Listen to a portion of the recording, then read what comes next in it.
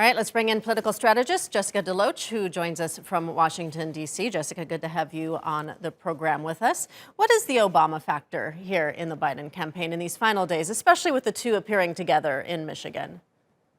It's a reminder of normalcy. It's a last push to tell the American people that they can return to a life where they're not having to wake up every day worrying about what President Donald Trump has tweeted, what disaster he has created for himself. It is an opportunity to show the American people that you can have better.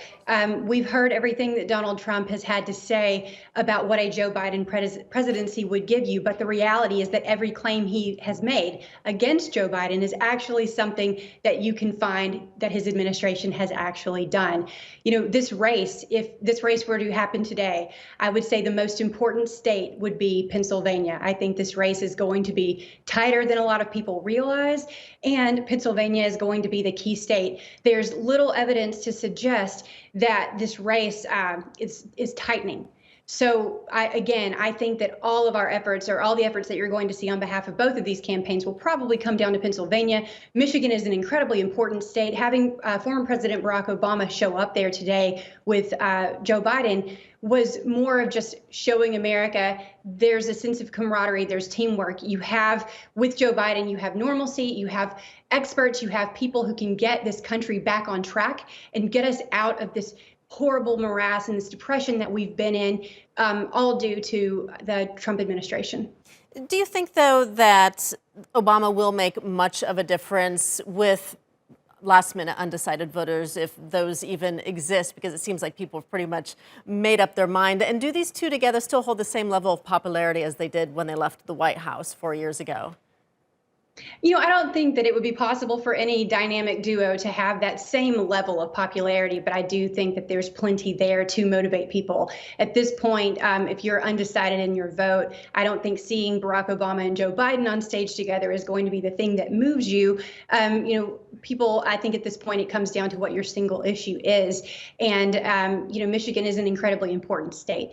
Having President Obama show up is more of, again, like I've said, it's just a reminder of this type of leadership that you'll also see with Joe Biden. You know, there was hardship within the Obama presidency, but there was also a lot of prosperity. And it's time, this is the last push for the American people to be reminded that a Biden presidency is an opportunity to get back on track with where we need to be as a nation, so we can face our domestic challenges, face our international challenges, and just have a healthier country overall. Mm-hmm.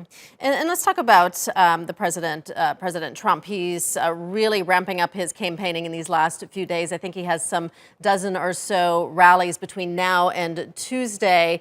What do you think about him out there, really trying to rally some last-minute support? Is the Trump campaign concerned about his level of popularity?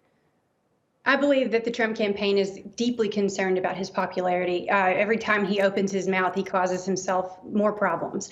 I do think it would be a mistake to think that there isn't a large number of sleeper Trump voters who just maybe aren't being very outspoken about their votes. And we're going to see that reflected in these numbers come Tuesday and in the days to follow.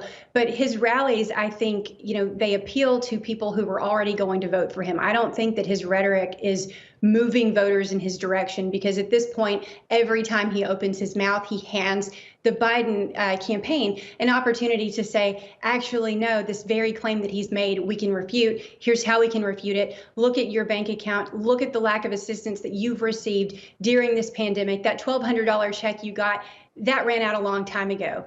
Do you want more of this, or do you want an adult in the room to lead us out of this dark place? Donald Trump is his own worst enemy, and I think the American people are waking up to that. All right, we'll leave it there. Jessica DeLoach in Washington. Jessica, thank you.